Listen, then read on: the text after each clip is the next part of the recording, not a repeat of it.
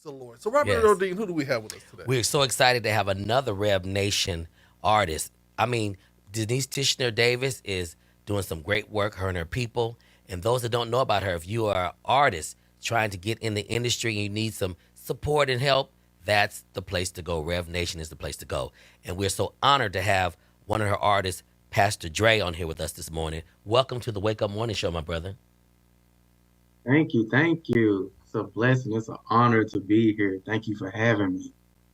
Well, brother, we're glad to have you now. They got, in the industry, everybody become bishop, doc, apostle, and everything else. So we want to know, are you a pastor? Are you a real pastor? Or is that part of your stilo name? You know, that I get that question all the time. And so far as me, I just do what God calls me to do. Okay. And so like I actually work with kids. So in a sense, yes, I pastor them, but do I have like a church or anything? No. But I don't need that. God said, hey, go do this. I said, yes, sir. And there was a time where I worked as like a student pastor, and my head pastor, he started calling me Pastor Drake, right? And people be like, hey, Pastor. And I wouldn't pay attention. They was like, Pastor Drake. And I was like, oh, you talking to me? Right. And so I went to like change my name on Instagram because I didn't want, and God said, no, change it back to Pastor Drake, because when people see you, they're going to have a different understanding of who a pastor is. It makes sense because so many people, want to be bishops and stuff because you can buy you one these days. Well, but I want to say that it's Pastor DRE, but it's an acronym. So what does the DRE stand for? Delivered, restored, everlasting? Doc, that's close. I'll give it to you. That's close. It actually stands for disciple, redeemed to empower. Okay, disciple, redeemed to empower. So he's the real Dr. Dre. Yeah, because he's for Jesus. Well, it's not about being the real. Amen. He is the pastor. The pastor, Dr. The pastor. Dre. Got you. Right. Pastor. We gonna call him Pastor Doctor. I'll just call him Pastor Dre. Pastor Dre. Pastor yeah. Dre. Okay, now, where are you from? I'm from Memphis, Tennessee. Memphis, Tennessee. Born and raised. Yeah, so he got a little hood in him too. Because Memphis is church, because that's the Bible Belt, but they got some hood in them too. Well, Pastor Dre, I want to know, and I ain't beefing with you. I just want to no beef today. I just want to get an understanding. Can you be saved and wear your baseball hat backwards? I just want to know. Yes. Okay. I just want to make sure, because you're looking at. Some people be like looking at clothing and everything else, and they be like, you can't be saved wearing your hat backwards. So tell me about this hoodie. Is this part of your line of clothing or something? Prayer influences everything?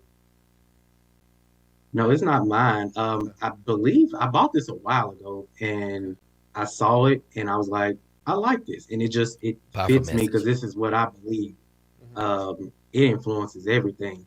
And to your point about clothing, that is a very, if I may, a problem in the church. I will say, I actually went to a funeral the other day. I had this hat on. I had it the other way, but they were like, you can't, I need you to take that off. You can't come in here with it on.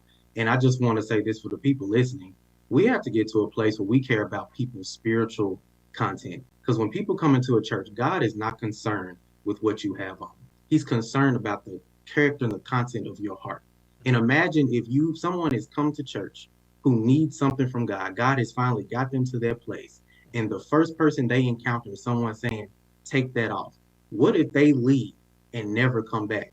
And so you have to ask the question, what's more important, a hat or someone's soul?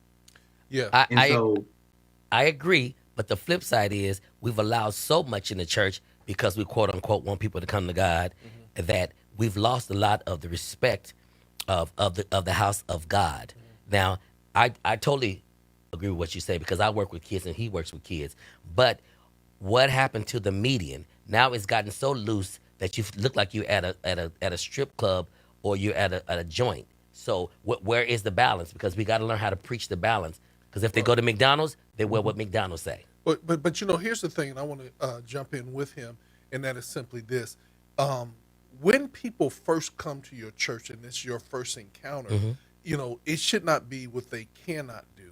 It should be come on in. Because you know how they say birds of a feather flock together, and when you meet them with love, many times you don't have to say anything, because if they stay around, they'll start looking around and they'll try to assimilate to what they're seeing because of the fact that there's so much love there. So a lot of times we beat up on them before they're even healthy enough to even receive. And that's what. So I hear what you're saying. You were at a funeral and they didn't want to let you in because of a hat. And the bottom line is they didn't know what your grief was. They didn't know if that hat was the hat that the person that was there wore and everything like that. And you were just paying homage. And so I think that why they say it's so important for greeters and doorkeepers to be spiritually sound and spiritually aware, because how you receive somebody, it's like anybody. If somebody come into your neighborhood and you receive them and they come in and they got on blue and you a red territory per se, and all of a sudden you jump on them, they become defensive and they can't even receive the brotherhood or the sisterhood. So, brother, I get where you're coming from. And the reason why I asked you about the hat is because a lot of times when you say pastor, people have ideas of what pastors should look like. And, I've been preaching now for almost 40 years, and I started off in suits and ties, and now I'm in button downs and jeans, because the bottom line is that the word is most important, but I do know how to assimilate when I have to go to some places that just will use your clothing as a stumbling block. But that's because as maturity as a Christian. But I agree with you. I see what you come from, but I definitely understand what he's saying as well. Now, did you grow up in church, or were you one of the people that came later on? Yeah, so I would definitely say I grew up in church, but like my mentality about church, because my parents, we was going every Sunday, right? But I was with my friends, like when they took the offering, we going to the back. We finna go hang out.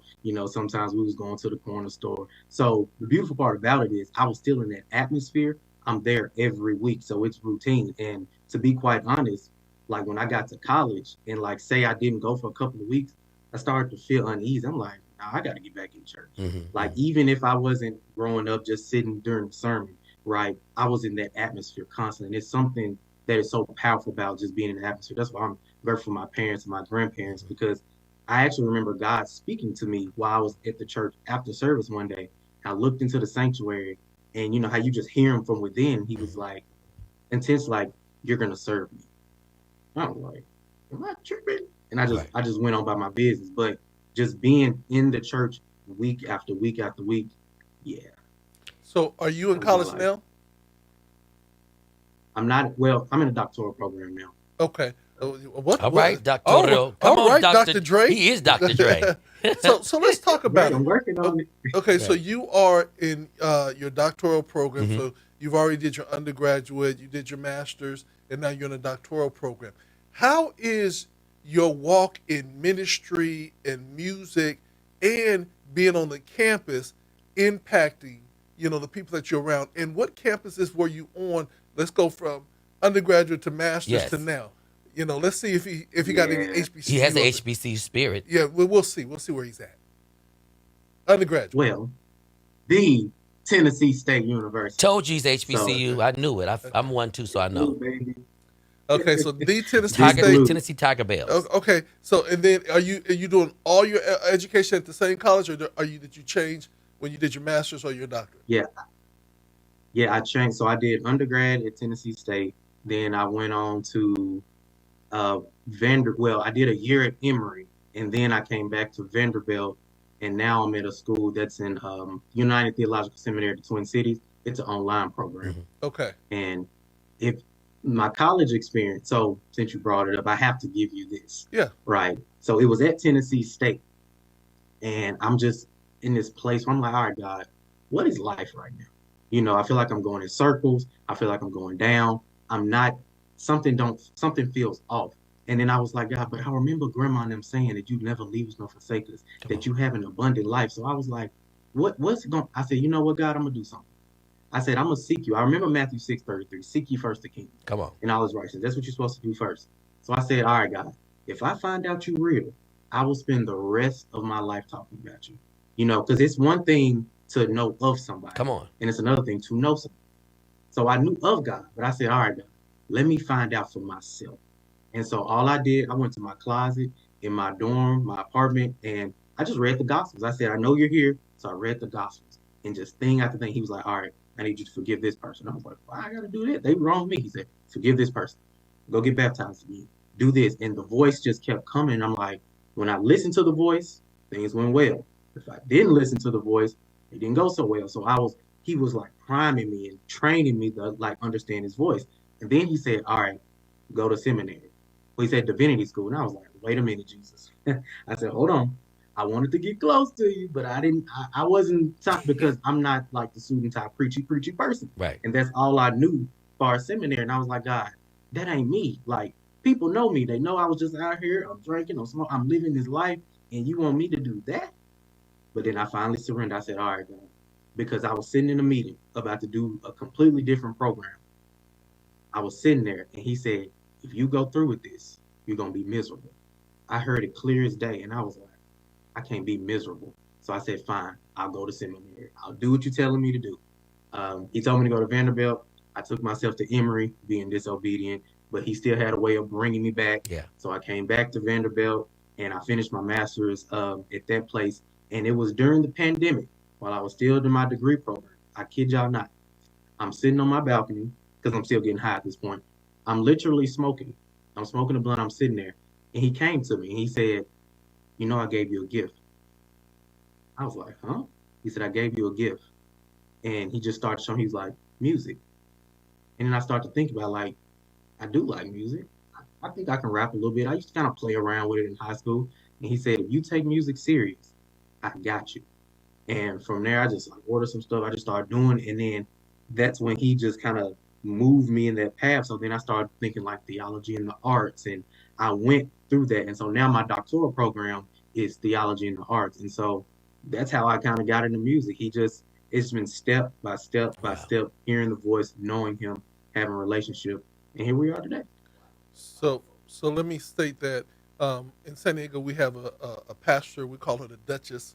Pastor Jackie Guzman is on the line, and she says that her cousin is the president of Tennessee State, Dr. Glenda Glover. Hey. And so Yeah, she's gonna go back and tell her cousin, you had a young man that y'all need to reconnect with. He's doing some wonderful things. So I'm loving the fact that you are being transparent in the sense that now, what church did you grow up in? So my mother and father went to two different churches, so I was between both. So Ebenezer Baptist Church and Hunter Avenue Missionary Baptist Church. Okay, so he grew up. Those were my two places. He grew up Baptist. If he said Church of God in Christ, would have been like, oh, Father, because But one of the things that this is a very true statement in today's society that young people are going to church, they're involved with church, but they still smoking blunts, drinking, and everything else, And they were like saying, well, if the Lord made the trees, with everything that God made was good. I've heard it all. Right. But he said in the midst of all of that, he still did not lose his connectedness with God, and God was still ministering to him. And then there was a breakthrough. When the breakthrough happened for you, how did it impact your relationship with weed as well as with your friends that were your weed or your bud buddies? Yeah. Yeah. So look, this is so funny. That's why I love Jesus so much. I made a deal with Jesus, right? So I was like, all right, Jesus, this is what I'm gonna do. I know, because in my head, I'm like, well, you talking to me while I'm high, so it must not be that big of a deal, right? And then I was like, this is what I'm gonna do, God. I said during the even years, so like 2020, 2022, 2024, that's when I'll smoke. But then the odd years, I'm gonna let it go because I want to be in your presence more than I want to be high. So I said, that's what I'm gonna do. And he didn't really say nothing about it. So I'm living life. I'm still doing it. And then but every time I would fast, because I do a fast to commemorate my baptism, which was February 28th. So when I fast for 21 days, I let it all go. So during this fast, I'm fasting. And then he came again and he said, hey, if you want to see, you're going to have to let it go. Because my whole heart is just like, Jesus, I want to know you better. I want to be able to understand you better. I want to see in the spirit. I want to function in the prophetic. I want to do that. And he said, I hear you. If you really want this stuff, you got to let it go because it's going to hinder your ability to see. He said that, I was done. That's all I needed. Because a long time, people tell me, hey, you can't be a pastor, do this. But for them, it was about the image. it wasn't about really being closer Relationship. to him. It was about, yeah, it was about stop doing this because of how it looks. God never said that. God said, hey, if you really want me the way you say you want me, Yes. if you really want to function in deeper realms, you have to let this go because it's going to prevent you from doing what you don't want to do. I said, God, I'm done. It was so, and so that's what was like 2 years ago because I love him more than that other stuff. Right. So how did it affect your relationships with your counterparts and your buddies and everything? Yeah, so my friends know now. Like sometimes some people they end up falling off because everyone can't go where God is taking you. Right. But it simply is like I'll come kick it with y'all, but y'all know I'm not doing this. In some places, because as you mature, it's just like I'm not going Right. because I know it's gonna be around. And why? Why? Like I have nothing to talk about Right. because I want to talk about Jesus. Right. And if I come here, y'all are doing stuff that I don't do anymore. So, but God is so wonderful because He will then align you with people who are like-minded Right. and who are functioning the same way. And so it just went from hanging out with y'all as much as I did to he just brought me to another space. So, but they know, and it's like you can always call me, we can chop it up about God, but that's not the stuff I do anymore. So you're a testimony. And a lot of times it's not about what you say, it's about what you do. So God allowed them to see you and to see the change in you because they know you was hitting them blunts left and right with them. They know. They See, know. Yeah. See, I And getting drunk in the not in I the needed spirit you though. last night in a meeting because I had sent one of my staffers out and I said, go to my desk and there is a little baggie. Bring me the baggie because it has a certain gadget in it, right? And so she called me. She was like, wait a minute. She said, does it got a label on it? I said, it looks like a dime bag. And she's like, I could do so. I went in there and I said, that's it right there. She said, that ain't no dime bag. That's a nickel bag. And the whole office just started clowning. I'm like, so we had this big discussion. What was a dime bag and which was a nickel bag? And, and Yeah. everybody else was like, oh, that's a nickel bag. And I'm like saying, yeah. So I was laughing because all the saints, it was like, no, that ain't a dime bag, that's a nickel bag. And I started laughing because when we begin to be real about our experiences, that transparency is going to definitely draw young people as well as older people in. So let's just talk about moving forth in your ministry. You started in music. Did you go and buy yourself a beat machine? Did you go get Logic? What did you do to get started? Yeah. So I was just playing around with this program called Soundtrap that a few of my kids, because I work with youth villages. Shout out to everybody at youth villages. They told me to make sure I shout them out. And so back when I was in the group home in Nashville, some of the kids they were playing around with these, and I was like, "What's that?" And I'm looking at it, and I was like, "Okay, let me get this." And then I just kind of started, just kind of doing stuff with it. And then one day, I kid you not, one day I was just trying to put like a couple of sounds together to do something I was talking on, and I was like, "Wait a minute, this is how you make." And so I just started adding more. And I was like, oh, this is how you make beats. And so I just kind of started making beats like that. Then learned the function of how to record and do different things. Because back in high school, when I was playing around, I would just hit play and rap a whole song straight through. That's how I thought it was done. I didn't know that you can start, stop, and do all of this. And so I was just learning it step by step, day by day, because God told me, if you take it serious, I said, all right, God, I'm trying. You see me trying, God. I'm trying. I don't know what I'm doing, but I'm trying.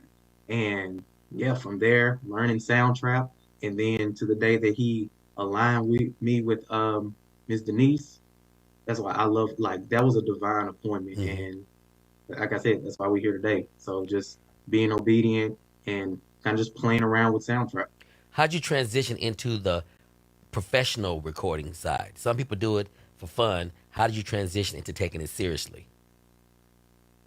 Yeah. So after God told me, if you take it serious, I got you. I said, okay. So I started figuring some stuff out, and then I'll tell you how. Okay, this is how it happened. So I had a dream one night. I'm dreaming, and then I see myself like on stage doing a performance, Well, and then I hold on, come Kind back of on hold on, my Martin hold Luther on. stage. King. Hold on, brother. I need you to do that in the Martin Luther King voice. Start over again. He's I have a dream. And I need you to do it. I have a dream. Just give me that, and then you go on with it. So one night I had a dream. Okay. Right, there you go. And so in the dream, because I understand like God speaks through dreams, like straight up. He's been speaking to me through dreams since I was a kid. And so I see myself, so I'm like, okay, cool. And I wake up and I see a post for iMac. And the first thought that I had, I was like, ooh, I want to do that. And when I tell y'all, immediately after I had that thought, the next thought was like, how you gonna do that? You never recorded anything professionally. You never been in the studio. Da-da-da-da. And I was like, wait a minute. I know that voice. That's the voice of the enemy because I know my father doesn't speak to me that way. Come on. And I was like, well, if you came in that fast to try to discourage me from doing this, I know I need to be there. Come on. And so I sent everything in. I went, and that's when I met Miss Denise. And from there, that's how I've transitioned into moving in a professional manner. Okay. Excellent, excellent. So let's talk about this song that you got, man. All right. Yeah. Yeah. Tell us about it. Living Water. Living Water. So I love Living Water because this song, it came from a place where, so actually one of the kids I work with made the beat. And I was like, I'm gonna create something so you can see that how your gift can be used. And I go home, I create it, and God was really showing me because it's also about forgiveness, because the Bible says that those that believe in me, right, out of their belly will flow rivers of living water. But another verse says, out of the heart will flow rivers of living water. Mm-hmm. And so just I'm recently divorced, right? And so forgiveness has been a big thing. And God told me, He was like, if you hold on to unforgiveness, it's like a plug in your heart that prevents living water from flowing out. And so me and my ex, we made in our mind, look, there ain't gonna be no beef. There's no unforgiveness. Like we the best of friends because living water must flow. It has to flow. Come on. And so when we do that and when we can function that way and love, because the thing is you have to really love Jesus to be able to forgive because He said forgive. And He knows why He's telling you to forgive because you can't really come into Him if you have a block on your heart. That's right. And so living water is about letting that thing flow, being in relationship with Him so that He can live in you and dwell you and flow from you. Yes. But there's some things that have to be let go in order for that to happen. That's good. That's good. Yeah. How can people find you, connect with you? You don't say that you're single now, so you go watch your DMs, watch your DMs. How can they connect with you? Yeah. Instagram at Pastor Dre _. TikTok, same thing at Pastor Dre _. And on Facebook, you type in Pastor Dre, but you'll see my full name, Andre K. Davis II. But in another way, I would love for y'all to connect with me. Go to 41ChristCollective.com. Every week we have a weekly encounter in the virtual space, a Bible study, and you will see me on there every week, and it is powerful. So for anyone, if you're looking for some more time that you can spend with God, that you can connect with the Word, that you can grow deeper spiritually, that's 41 ChristCollective.com. Go register for that Zoom, that Bible study, and I'm telling you, you will be blessed. Well, there you have it, ladies and gentlemen. This is none other than Pastor Dre and his new song, Living Waters from Rev Nation Represented. Here we go. Y'all check it out. Give us some feedback.